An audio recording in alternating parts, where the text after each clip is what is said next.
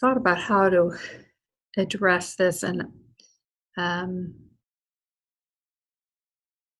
and it's a little. I'm struggling a little bit with how to talk about it. That um, it, there's a realm outside of the psychological world, So we're trained. Oh, I don't know how to say this. We're trained to see things psychologically. But this is where I found it very helpful, at least in my world, and it may or may not be helpful to you, so you have to fit this into your cosmology, is that if we have these early pre-verbal experiences, where there's some specific memories to it, but even if we don't have memory, we're still encoded. And in the yogic psychology, we talk about that as samskaras, that they're these wounds, they call them energy knots that are in our energy body. And there are many different layers in the energy body. But these knots are in there and they block the flow of energy. And so in yoga psychology, they have this idea that prana is always moving through us, trying to huge rush of a stream trying to bring us back to the ocean. And what happens is, if you think about it, all that energy is moving through and it hits up against this knot and it gets caught and it can't move freely. But what, in many ways, what I've realized in studying this and experiencing it in my body is that what's happening is that flow of energy is intense and it hits up against this knot in our body.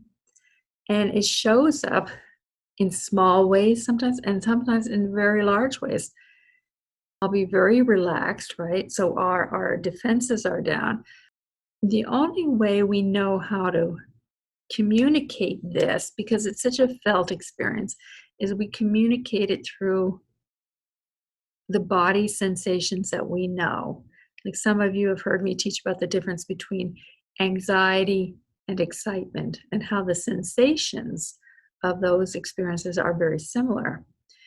And so what can happen is this energy is moving through and we tighten up because it's scary. I mean, right? And we are afraid of that. First of all, what's held in this knot is what was undigested, right?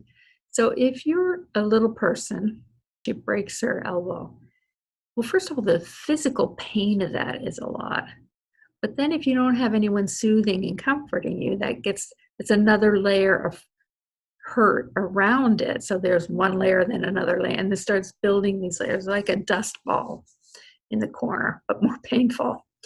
And so it gets in there, and when this energy is moving through, just trying to move through and clean it out of the way, all this undigested material is in there coming to the surface all the time. And we're caught in this vortex of distress. And what tends to happen for all of us, myself included, when I'm in that situation, is we get identified with this knot. And part of it is that this knot is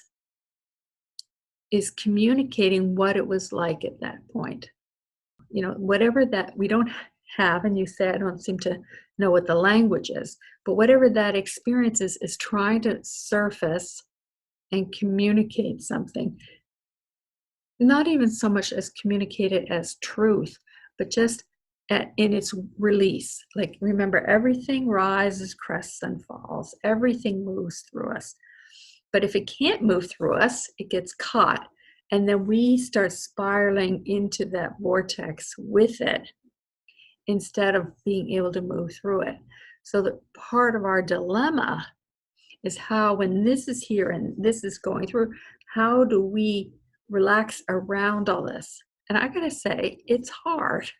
It's really hard. And you guys have been practicing being in your bodies for a long time, and it's hard.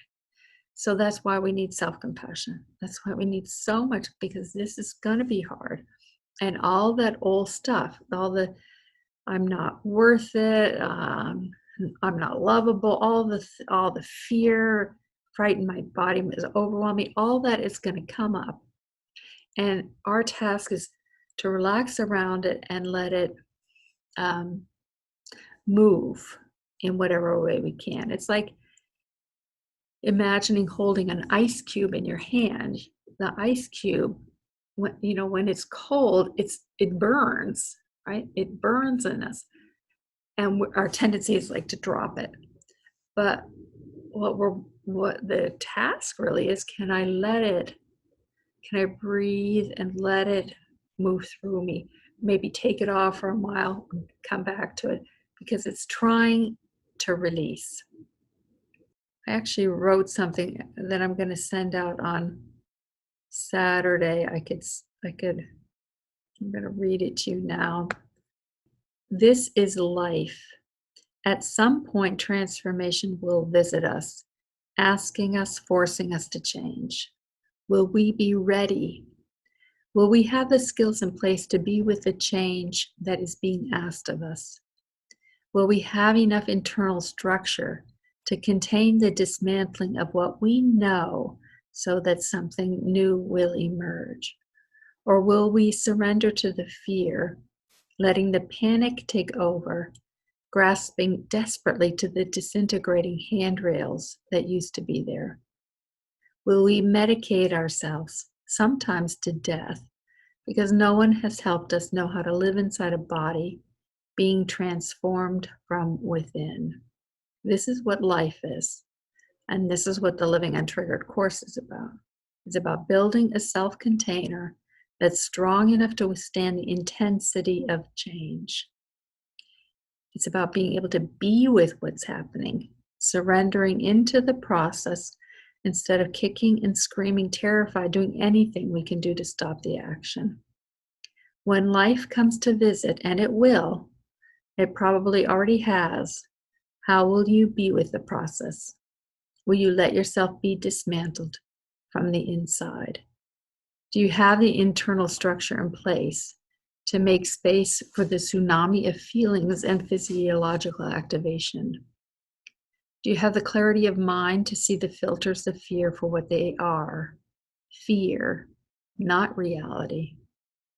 Will you have taken the time to lay down the foundation for a new architecture of being, one that can withstand the terror that arises when transformation comes to visit?